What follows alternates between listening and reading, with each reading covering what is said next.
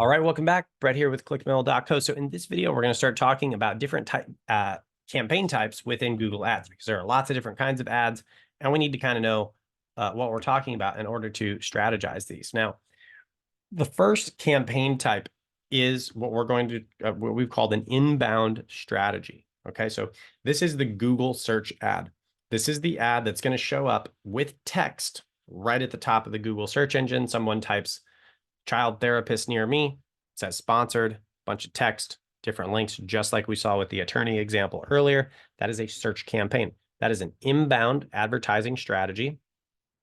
And that is generally going to be associated with higher returns on investment. Because why? Because people are just ready to buy. They need a child. Their child has a problem. They need a child therapist. And so search campaigns are really great when we're talking about service industry businesses where people are going to be doing research and then signing up through a phone call, or calling today, getting a brochure, booking a tour, something like that, getting a free online consultation, something like that. Search campaigns are going to be really good. And again, the downside to that is the search volume for any location is limited. So unless you're running something national or international, and you can really do that, local businesses like therapists, for example, who are certified for a state, they're going to get capped out at some point. And the question is, how big do they want to scale? Because, if they're like, well, I can take 20 clients a month, and then you get them 20 clients, well, now they've got no reason to keep you on board, which is a problem. That's something I've seen with therapists, like, well, we've reached our max.